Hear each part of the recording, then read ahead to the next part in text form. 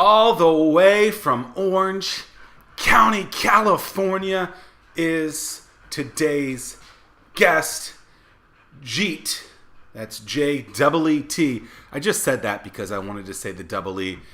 Banerjee, ending with the J-E-E. What a crazy name to have two double E's in it. That's so exciting. In today's episode with Jeet, that's J-E-E-T, we talk about building relationships and how important that is, and also how millennials think. Jeet is a 25-year-old millennial who understands why building relationships are so advantageous to our lives.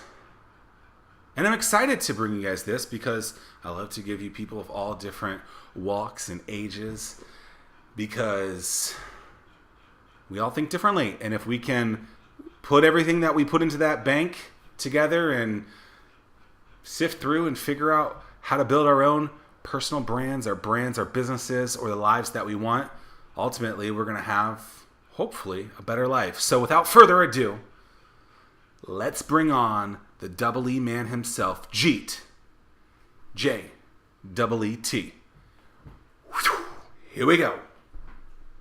So it's not very often that I interview someone that has as good a hair as me. What's up with your hair game? Like, are you trying to compete with me for like best hair in the business or what? Nah, I think that's all you. I'm just trying to get second place. I'll take runner up. Love it. So I've been doing a decent amount of research on you. And one thing that I thought was really interesting is how you position yourself to say two numbers that I think are really interesting. One, that you started your first business at 17, and two, that you use that you're 25 years old now. Why is using those numbers so important in kind of your positioning or your branding of yourself? Yeah, absolutely. So I think when I first kind of started as an entrepreneur, one of the things that I myself did and I saw a lot of other young entrepreneurs doing was either faking their age or just hiding the fact that they were young. Because I think there was a huge stigma in the entrepreneurial world about being young and starting your own business and all of those things. So over time, I kind of realized that I had to own the fact that I was young and kind of use that to an advantage and leverage that. So I just openly started telling everyone, putting it on my social media platforms, all of that stuff. And I kind of just carved out the niche as the young entrepreneur who wasn't scared to show everyone that he was young, and kind of really built a brand working with a lot of other young entrepreneurs, being an inspiration to them, being like writing blog articles through my experiences to them. And so I think like with anything that you do, you've really got to carve out like a niche or like something that makes you different from everyone else. And for me, when I started out, I figured that this was the thing that I think would separate me from everyone else, was just being able to own the fact that I'm young. Why do you think it's such a bad thing for people, or why do you think people were hiding that they were a certain age or something like that? Like, why was it frowned upon? Yeah, absolutely. I think it may be for like a number of reasons. I think one, that many people felt like they may be looked at as inexperienced or not given the same type of chance that many others were given that were, let's say, a little bit older. And I think the business world in general, when you first start out, can be very intimidating. So being the fact that you're young and you're kind of being intimidated in these situations, a lot of people wanted to like pretend like they were older. Like even when I first started out, I would try and pretend like I'm 25 or 26, something like that. And I think it was just the fear of being like kind of rejected and being kind of overlooked just because of age. And so I think that's the biggest reason why. Interesting. I had a phone call with someone earlier today, a 15-year-old kid. I say kid, 15-year-old, soon to be entrepreneur trying to build a product, and he sounded a little younger, and I really could care less. People tell me all the time like, oh, you can't do this. I'm like, cool, like let me show you that I can, and he just sounded younger, and I thought, and he was introduced to me from someone, and I was like, well, how old are you? And he's like 15. I was like, oh, that's awesome. Here's a 15-year-old kid trying to build a business, and he's not afraid of doing this. He's actually taking some good steps, talking to a lot of people, trying to get help. And did you have kind of mentors or people to guide you when you were maybe a decade ago? Yeah, absolutely. So when I kind of first started out, I've always been very, very impatient. So like I just literally just jumped right into it with no idea what I was doing. And as I kind of went through the process and along the way, I'd figure out, okay, that's an obstacle that I don't know how to overcome yet. So for me, it was always like the first thing would be kind of like seeking out answers myself. So like researching on Google, watching videos, maybe paying for some material, something like that. And oftentimes I would do that and things wouldn't work out, or I just wouldn't find the adequate information I needed. And that's when I try to reach out. So I wouldn't say I ever had like one like go-to mentor. For me, it was more so like, okay, today I need help with like finances. So let me try and like email out like some of the best CPAs out there and see if I can kind of like leverage that and get some information. Or same thing for marketing. So it was very much like kind of like very like targeted mentors or targeted people that I kind of reach out to and ask for help when I first got started. I think it's incredibly critical, and so many people don't ask for guidance when they need it. And you're clearly good at something in the world. We'll get to that in a second, but you're probably not ever going to be an expert in being a CPA or being a lawyer or something like that. And I don't understand why people don't ever just consult with these people and say, "Hey, like I don't know what to do. Please help me." And I'm glad that you do that. So, what do you think that you're the best in the world at? I think I'm the best in the world at coming up with an idea and just being able to execute on it and just going through the process. I think like entrepreneurship and the whole process of building a business, I think is what my strength is and what I'm really good at. You've had your hand in what, over 100 businesses at this point? Is it even more than that now? No, not I wouldn't say 100 like businesses that I've started myself. Or that you've consulted with or helped or brought through your programs and Oh stuff yeah, like yeah, that. over 100. Yeah. Yeah, over 100. And so of those, and then taking that with the businesses that you've started as well, like is there an overwhelming majority of the same questions over and over again that people ask you? Yeah, I think so. I think 100%. I think for most businesses, especially in the newer and early stages of conception, I think it's pretty much a lot of the same questions that are often asked of me.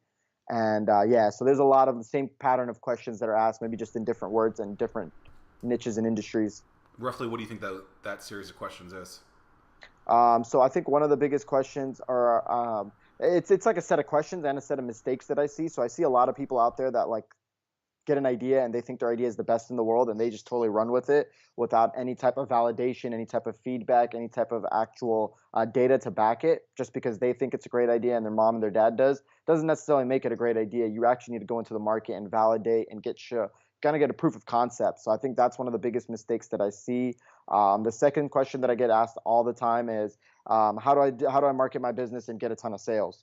And I think many people think that there's just like one marketing formula that can be applied to any business across the board. And if they figure that out, they're going to be successful. But they don't realize that there's so much that goes into it. Like every company's got to build their own brand, and some things are going to work for one brand versus other marketing channels may not. So I think that's a second question that I get asked a lot. And then a third question that I often get asked about is in terms of like partnerships, whether they should bring on partners, whether they should kind of start individually, whether they should give away equity. Another common question I always get asked is, "Oh, I want my friend to join, but it's my idea, and we're going to work the same amount, but I don't want to give him 50%."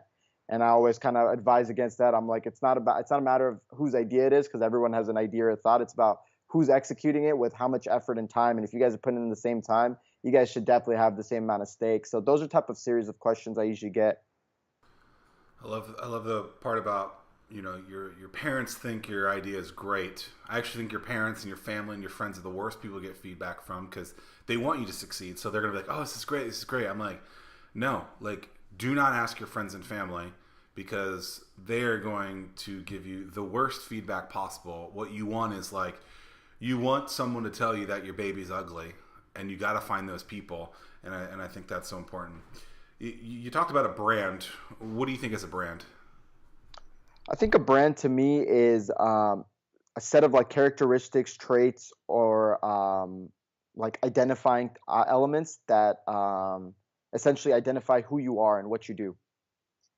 And I think you can have a brand in business, you can have a brand just personally as an individual. I think there's many ways that you can brand yourself around it. I've noticed that you're kind of branding yourself around the personal brand. That's how I've met you. And then there's the income incubator associated with that. Kind of was that. When did you come up with the idea of doing your personal brand associated with kind of the other businesses that you started in the past? Was that the first thing that you did? Let's do the personal brand. Did that come later? How does that work? Yeah, absolutely. So that came kind of later. It came after 2 years after I started my first business. So essentially, what happened was I started my first business, was doing very well with it, and only spent time branding that company. And then 2 years went by. I sold that company, and all of a sudden, all that effort that I put into branding was all gone. Nobody knew who I was. And it was at that moment that it hit me that no matter what I do in life, it's my name and my own brand that's going to carry on forever. but like a business brand, it's always important to create a business brand, but I knew equally as important was to build my own brand. So that's kind of when I got into the process of like building my brand. And then in the last few years, I've gotten a lot more aggressive than I was once when I first started. What are some of the things that you do to grow the personal brand? Yeah, absolutely. So I think one of the biggest things I do is I'm always kind of creating content, whether it's on social media, like in terms of Instagram posts, quotes, posting blog articles. So I think creating content and just giving it away for free is extremely valuable because it gives people two things. One, to be able to authentically see who you are as a person.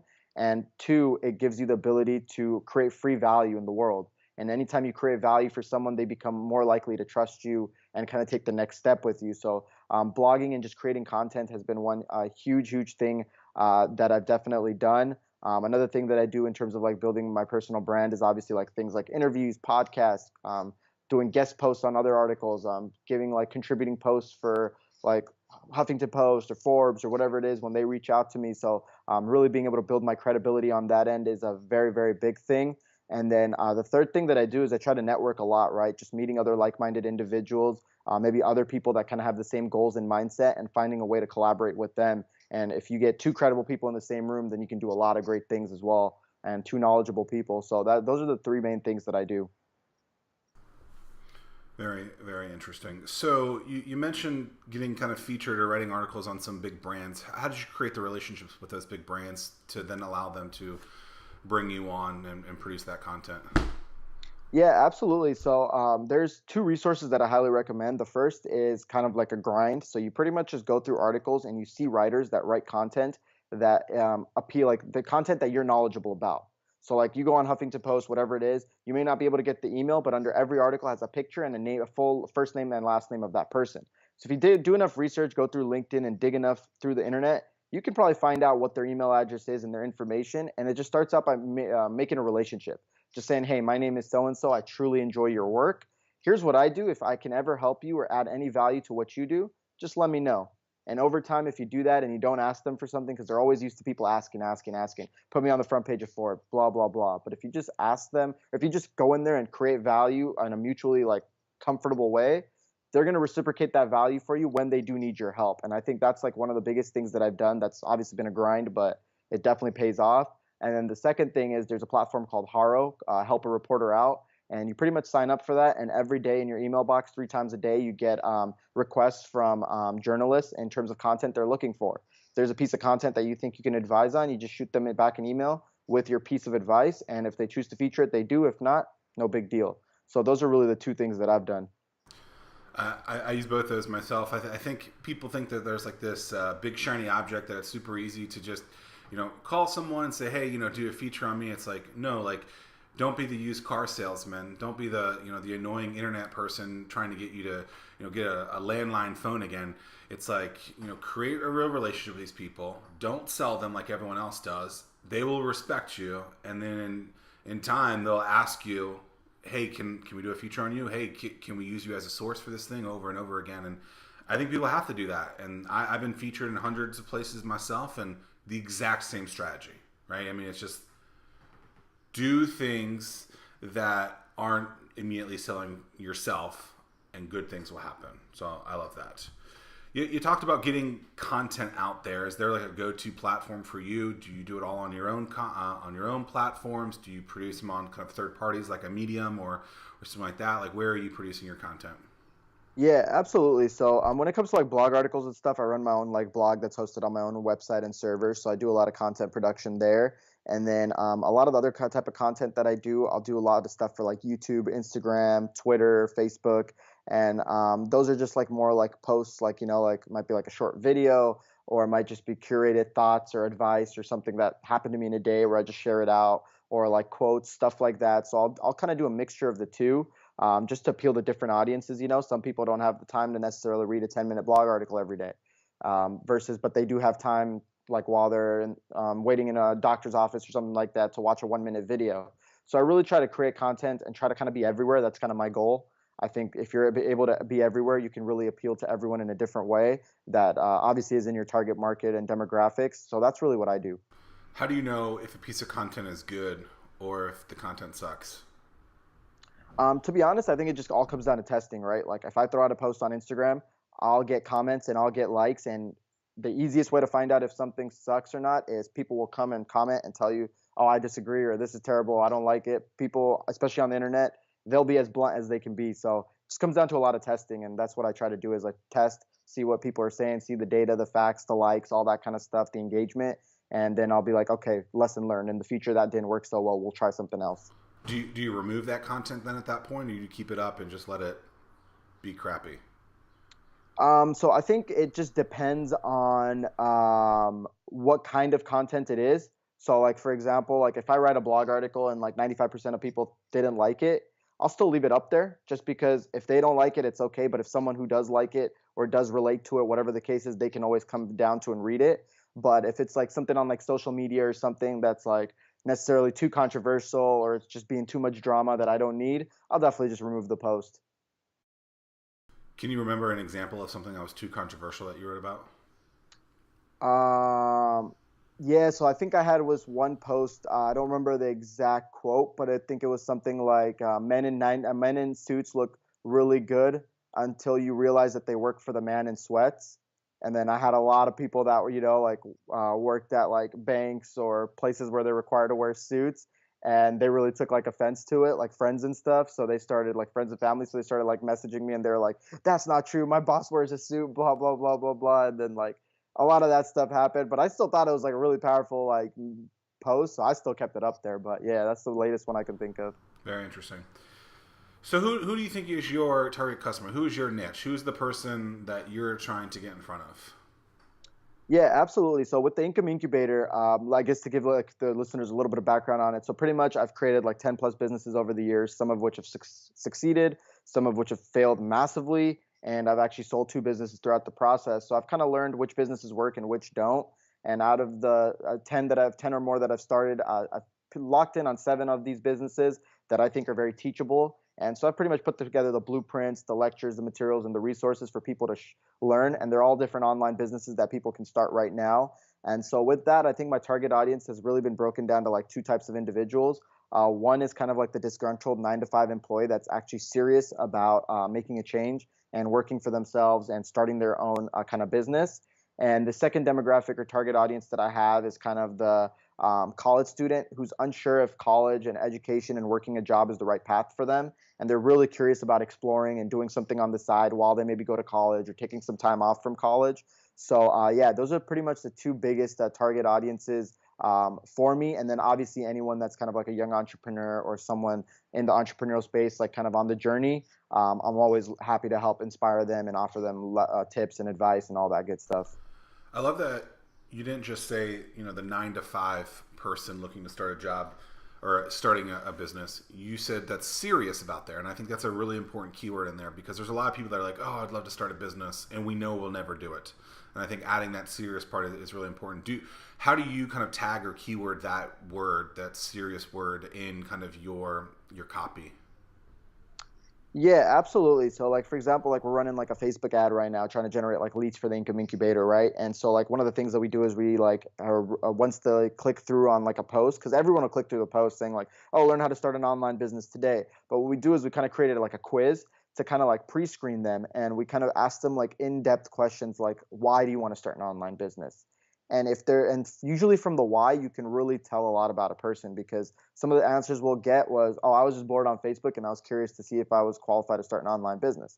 They're not serious. But then you have the person that'll tell me that, okay, my health is kind of declining. I can't work a 9 to 5 anymore. I'm really serious about doing something at home so I can take care of my health, for example. And to me, that's a very serious person because they know exactly why they want to do this and why they want to get into this. And those are kind of the couple things that I always look for is like trying to understand the why. I get on a sales call. It's like, why do you want to start an online business? It's not like, let me sell you on this right away. And even like with the Income Incubator, it's not like we take anyone from the general public. Like we only want serious students, people that are actually going to put in the work and the effort and they understand it. I think another big misconception with like media is that, oh, like you start a business tomorrow, you're going to be a multimillionaire, you're going to have a mansion and a Lamborghini and all this stuff. Absolutely not. And I know there's like material out there that promotes that, and I'm absolutely against it. I tell people that if you're not ready to work your tail off for the next year, don't sign up. It's not going to work for you. You're going to fail. And so I think those are like the couple biggest things that I see in kind of gauge whether someone's credible enough or good enough student to succeed with the course. I appreciate that. So tell me about, you said you sold two businesses. Some of them were terrible failures. Tell me the highest high and the lowest lows of those. Yeah, absolutely. So starting with the high, I guess. So pretty much, I had a company called statfees.com, which was an online platform that helped high school students get into college. So we would calculate their odds of admission and analyze their college applications and kind of tell them the strengths, the weaknesses, and how they can better position themselves to get into a specific university.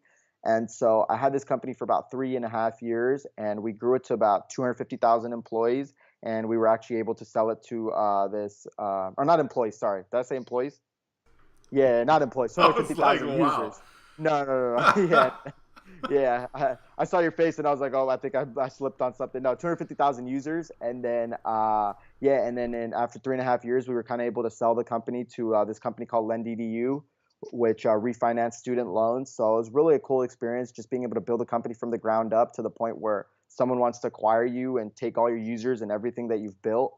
So that was definitely one of the highs. And then in terms of the So let's low, let's let's oh stick yeah. on that for a second then.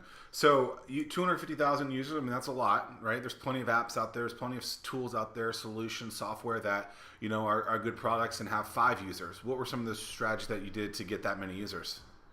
Yeah, absolutely. So another interesting fact is that we never spent a dime on marketing to get those 250,000 users. So one of the biggest things that we did was we did a lot of partnerships with like competitors, SAT, ACT prep companies, tutors, consulting, admission consultants, stuff like that. And what we did was we took our college chances tool because that was a great tool and that's what lured everyone in. And so we basically created like a widget out of it, like a widget code. So pretty much like an example, it's like you go on YouTube, you copy 3 lines of code and you can drop that video anywhere. So we pretty much did the same thing with the college chances tool, copy these 3 lines of code and apply it to any website. So we started reaching out to like ACT, SAT prep companies and telling them, hey, the way you guys collect leads absolutely sucks because you guys ask for first name, last name, email, and phone number. And 90% of people don't care to fill that information out. And secondly, you're not collecting enough information. So we went up to these guys and we're like, look, we'll give you this college chances tool for free. Just market all your traffic to it and have them fill it out. And at the end, when they fill it out, we'll email you their data. So now these SAT prep companies know everything about the student, and the student is 5 times more likely to fill this out. And so that's pretty much like the number one way that we grew because now we had all these companies spending thousands and thousands of dollars marketing our tool, and we were just collecting data, collecting users for free, and really just funneling it through that way. So ultimately, you're leveraging a bigger brand than yours, traffic, notoriety.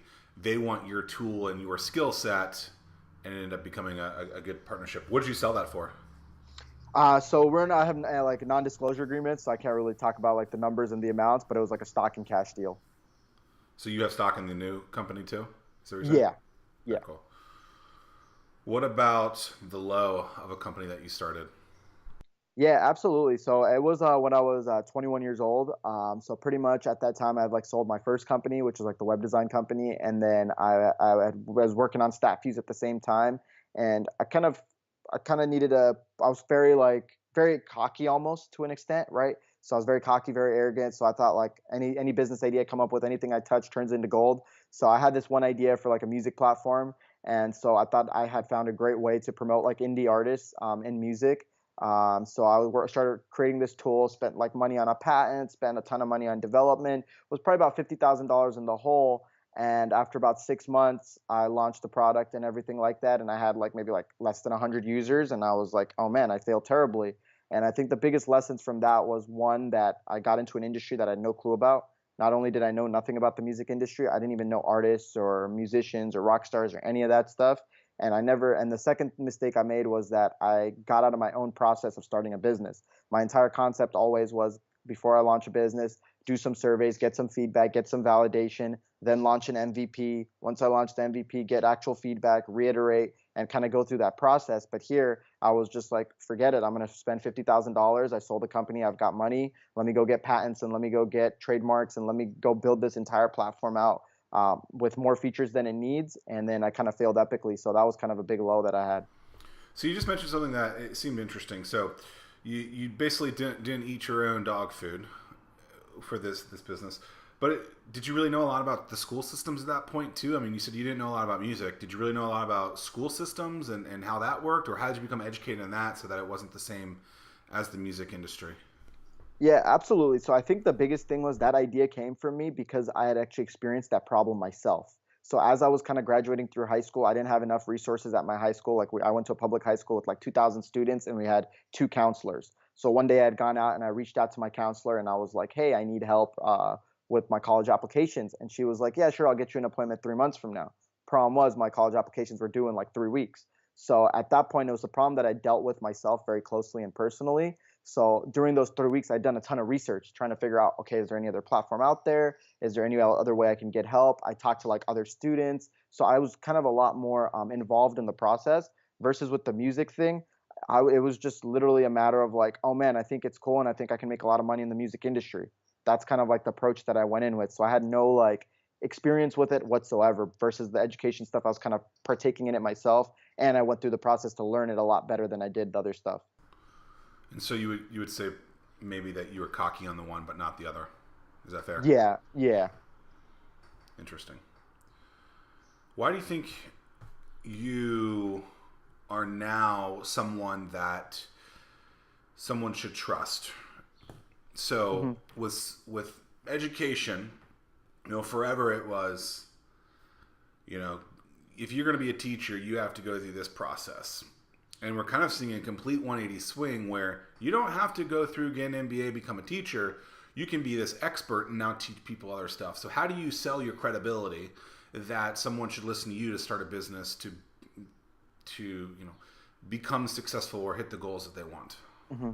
Yeah, absolutely. So I think it's a couple different things. I think the main thing is that there's a lot of people out there that let's say create an academy or teach something, and they've never done it themselves. They've just literally learned from someone else. They repackage it in their own words and they push it out there.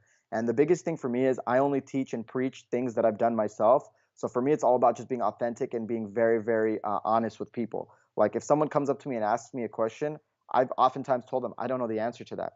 I just don't know. And I have no shame and no fear in telling people that because to me, it's all about honesty and transparency versus the things that I do know how to do and the things that I've learned how to do very well. I'm happy to share. And I think the biggest shift that's kind of happened in today's generation or even nowadays, I think, is that people have always thought that there's only one way to learn something, right? And that's been going to college, getting your degrees, getting your certifications, and then boom, you're ready to teach.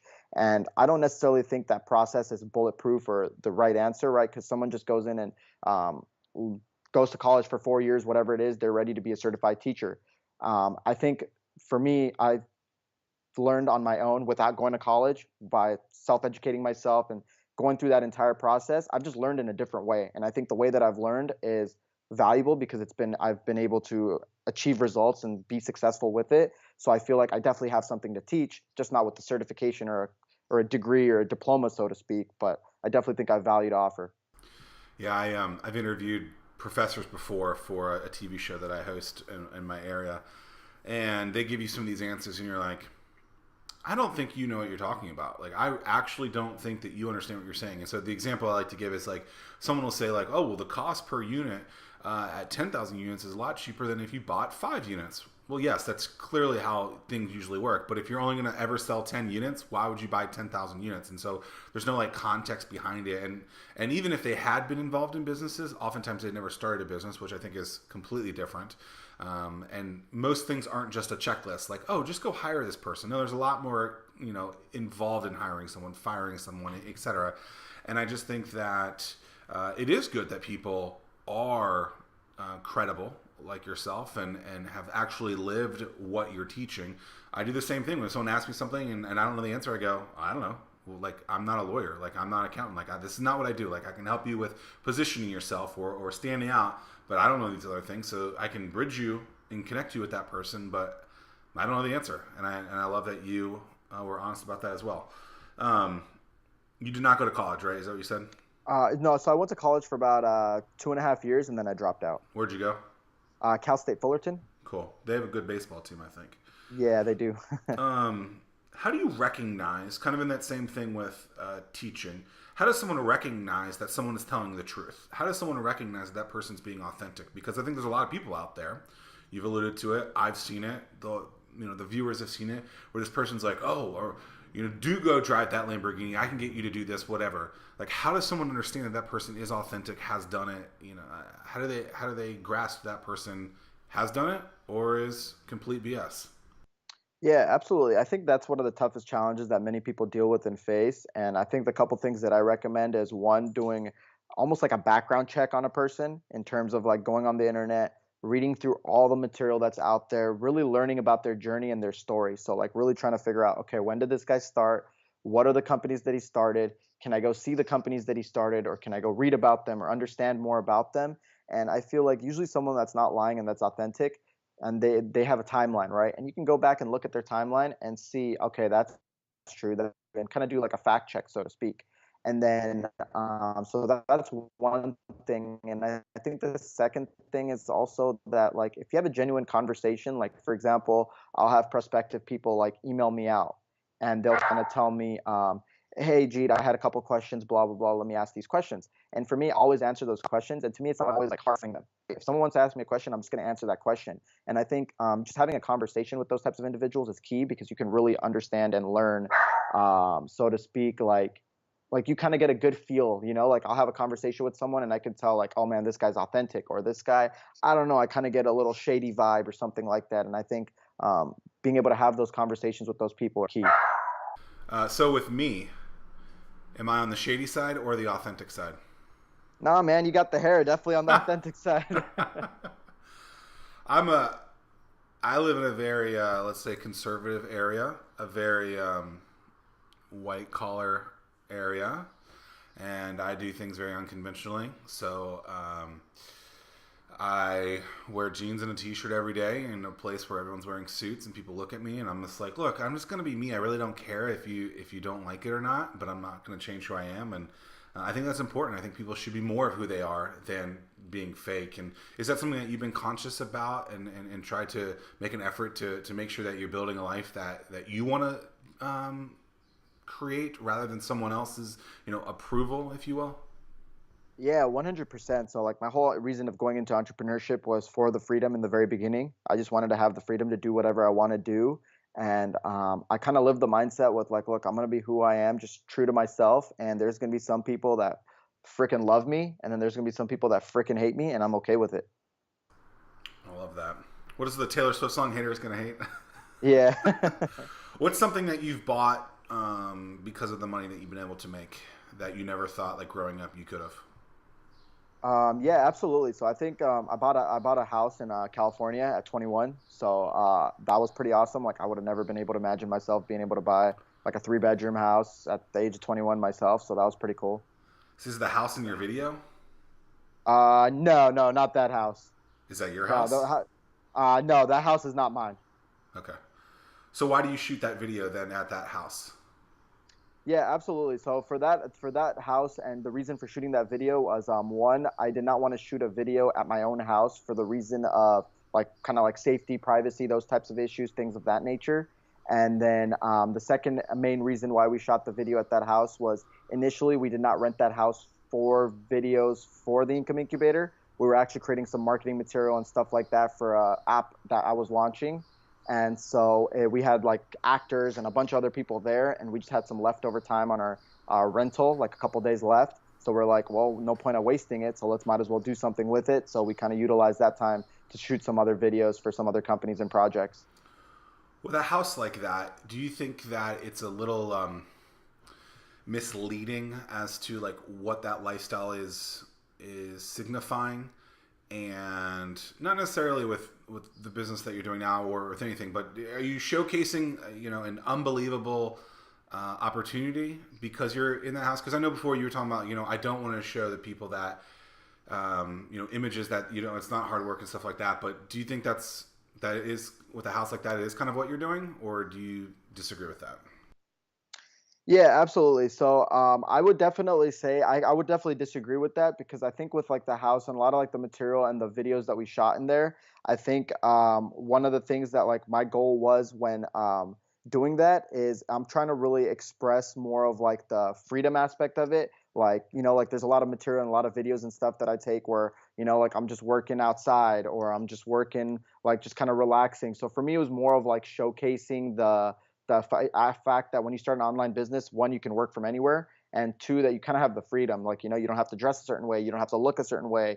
You can kind of do anything you want wherever you want. And I think those were like the main goals from kind of showcasing that, more so than like showcasing like the lifestyle and all that kind of stuff. Because I think, like if I wanted to go and portray like the lifestyle aspect of it, I would have gone and like, focus more on like fancy cars and like me wearing like thousands of dollars worth of like a Rolex and like a Louis Vuitton belt and all that kind of stuff. But if you look at in the videos and stuff like that, like I'm just casual. I'm just dressed like how I honestly dress every day and all that kind of stuff. So yeah. One thing that I appreciated about the some of the videos was uh, the rawness of it. So like it was imperfect and oftentimes where you might have messed up and you just rolled with the punches. And I think that's something that not enough people do it. I live that way. It seems like you do in some kind of with these videos, like that raw nature side of it. Like, do you think our world could be showcasing that more and more now, or do you think we should be more polished? No, absolutely not. I think perfect doesn't exist, right? And like a lot of people chase perfection, but it's almost like impossible to get obtain ever. And so for me, I've always had the mindset that like I'm just gonna be who I am, and if I'm happy with the work at the end of the day, and I think it's gonna make an impact or it's good enough for me to put out there with my name, then I'll do it. And I know I'm not perfect, and sometimes like for some of those shots, I was like, man, I really love the way that I was able to come across with XYZ point, even though I may have stumbled or I may have like paused or something awkward happened. And I'm like, I'm just gonna roll with it because I don't know if I can deliver it with that same powerful message that I did the first time. So it's just a lot of like, for me, it's just if I like it and I like the way it came out, I'm all for it. What's something about you most people don't know about? Something about me that most people don't know about. So crazy story. So I actually did make my first website when I was 9 years old, and it's a pretty crazy story. So one day I was a big basketball fan growing up. So one day it was summer vacation, and I was just extremely bored at home, and I always love watching videos and pictures of basketball online. And one day I was like, man, I want my own basketball website. So I started learning over the summer, like bought some books and just Googling resources and stuff like that. And I had a website up after about 3 months, which was pretty cool. Didn't have any more visitors than maybe just my mom and my dad. But the coolest thing was that I probably came up with the best domain name I ever did at the age of 9. The website was called powerdunk.com. And so that Wow, was pretty cool. is that But yeah, that's something that many people don't know. is that still available? Powerdunk.com. Do you still own Uh, that? yeah, I still own the domain, just don't do anything with it. It's actually pretty good. Yeah. Are you a Lakers fan? Yeah, big time Lakers fan. Very cool. Do you think LeBron's coming to the Lakers? Oh, I sure hope so. LeBron, Paul George, bring them all over. did you did you watch the game last night? Yeah, I watched the second half of it. Yeah. Do you think it's going to be Cavaliers Warriors 5 or it would be 4 I guess now? No, I think the Celtics are gonna win. I'm rolling Celtics Warriors now. Okay. Well, we'll see. When this airs, Yeah. that will have already happened, so we'll see. I think it's going to be Warriors Cavs 4, Cavs win, then LeBron goes to Philly and we never see the grudge match and it's tied at 2-2. But that's Ah, just okay. the story of it. Who's someone that you want to meet but haven't yet? For me, it would definitely have to be Elon Musk. I just feel like I really relate with a lot of the things that he does and his visions and goals and all that good stuff. So yeah, I'd love to meet him. Do you own a Tesla? No, I do not own a Tesla. Are you into that stuff though? I mean, like, Um, See, there's like a lot of pros and cons with the Tesla. Like I do love the Tesla a lot, but I know there's like a lot of safety issues going on and a lot of like issues that I've been reading about in the news and stuff. So for me, I don't own a Tesla actually, but I don't know if I'd ever own one. apparently, I think the stat is like 80% of people think their next car is going to be some sort of electric car, something like that. Oh, really? Wow. Now, who knows who the source is of that? Like, you're 25 now. Yeah, 25 now. What are your favorite kind of social media tools to use? Yeah, absolutely. Social media tools or platforms? Let's go with both. Let's go with platforms first and the tools to use with those. Okay, got it. So platforms for me right now are Instagram and Twitter. I love Instagram because I feel like the most amount of time is being spent on that social network right now. And then I love Twitter because I think it's great for pushing out content, articles, links, stuff like that, and it's very business friendly. So those are my two favorite ones. And then when it comes to really utilizing social media tools, like I don't use too many social media tools. I use Hootsuite for like kind of planning out tweets and messages and all that good stuff on Twitter and stuff like that, so I can plan it out early in the day rather than having to stop every couple hours and posting. And then the second tool that I really use with Instagram is this tool called Visco, and it's kind of like a photo editing app, but it makes it really really simple. It's like almost having Photoshop in your phone, but like takes like 5 clicks to achieve what you need to achieve for a basic photo. So yeah, those are pretty much the two main tools that I use. How far out are you scheduling your content? Usually about 24 to 48 hours in advance, so nothing too far. Wow. So a lot of people talk about 30-day content calendar, maybe even further than that. What's your strategy as something that's so close to the time that's actually there? Yeah, absolutely. So for me, it's like I'm so caught up on content that I'm only like a day or two ahead of like content that's ready to be posted. So that's pretty much the only reason why I'm at a 24 to 48 hour range right now. You have an assistant. It's how I learned about you. When did you start getting an assistant? Yeah, so I got this assistant about a year and a half ago. I first hired employees when I was 18 for my first business, which was like a web design company. So I had a pretty big development team and stuff like that. When when did you recognize that an assistant for you is something that's going to be so important? And like what task did you want that person to start doing that you probably were doing before? Yeah, absolutely. So I kind of started recognizing it when like it was maybe like one day it was like 2 o'clock and I hadn't really started doing anything I'd call necessarily productive. It was just responding to emails, setting up my calendars, doing really, really basic day-to-day tasks. And I thought to myself, like, I can't start my day at 2 o'clock every day and be able to grow and take things to the next level. So it was at that point that I realized that I was doing too many things that didn't necessarily need my attention, and I could really delegate that to somebody else. And that's when I came up with the mindset that, you know what, I'm going to hire an assistant. And pretty much the stuff that she does is, you know, like emails that don't need my attention that she knows the answer to, she responds to. When it comes to like calendar related stuff, just managing my calendar, my appointments, all that kind of good stuff, telling me where I need to be, what I need to do. She does a lot of those things, keeps me very organized. And then a lot of stuff with like communicating with my other employees. So like if they've got a question, they need something, whatever it is, rather than them individually coming to me, she'll come to me and be like, "Hey, what do I need to tell XYZ person?" And I'll be like, "Tell them this, tell them that." So really just managing all the day-to-day things that I don't necessarily need to be managing myself. Love it. I think one of the most important things in business is bulking your day. So putting everything kind of in one spot that could be. So when I shoot interviews like this, I do it all in one day, right? Every Thursday, every week. Before it was Tuesday, before it was whenever someone wants to do it, you know, Monday through Friday, 9 to 5. And that was fine, but like it just becomes a real pain. And then I went to 3 days. And then recently I was like, you know what? Like I can do all this in one day. I get, 3 to 10 interviews done in a day. And that's the day that I do it, and then I don't have to do anything else. And so, do you do stuff like bulking and or looking at tasks in certain time frames so that you don't waste your time while being scattered other places?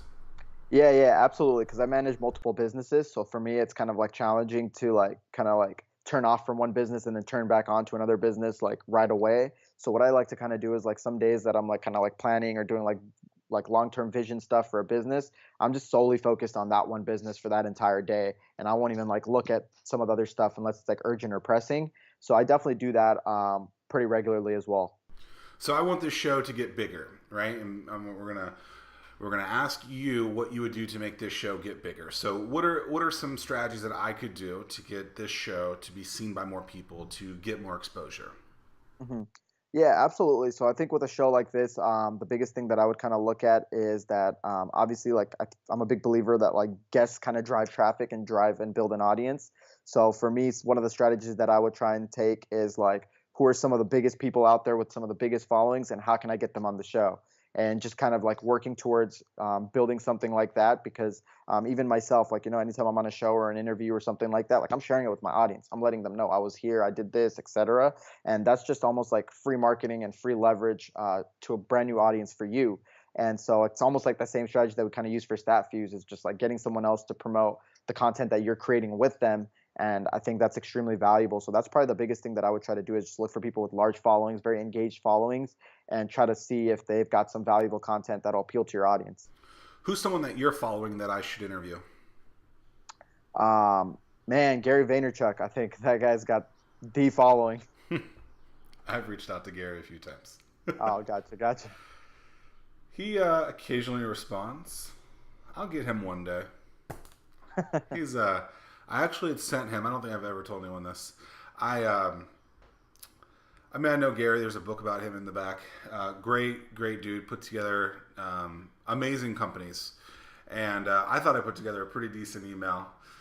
It was Macho Man inspired. You know, he likes the Oh, Macho okay. Man, and Yeah. basically it was a story between the Macho Man. It was like a year ago. It was either Macho Man and me or Macho Man and him having a story back and forth together. He didn't respond. Come on, Gary, you got to do something with it. But then recently he wrote his newest book, and I was like, oh, you're doing a book tour. I'd love to have you on my show. He responds back, no. So I was like, all right, man, one day I'll get him. Other Yeah. than Gary, who's someone else? Gerard Adams. I think I don't know if you know him. He Uh, sold Elite Daily. He used to be the founder of Elite okay. Daily. Sold that, doing a lot of like inspirational, motivational stuff. He's got a great following as well. Love his content. Well, I will check him out. I'll tell him that you told me to reach out to him, and maybe it'll work.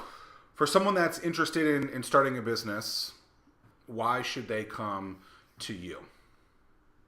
Yeah, absolutely. I think the biggest reason someone should come to me is because I've kind of been through the ropes of creating a business. So, like I've said kind of earlier, is that my lessons, my teachings, my tips, and my advice come from experience, not from like I'm not Googling while they're asking me the question how to do it, right? So I think that's the biggest thing is that I've been through the ropes. I've created over 10 businesses, and when you kind of go through the journey and the obstacles and the challenges that you face, you kind of get a chance to see a lot, right? I would definitely won't say I've seen it all, but I've definitely been able to see a lot. And I feel like using my experience and drawing from what I've learned and what I've done wrong, I can definitely guide and help others.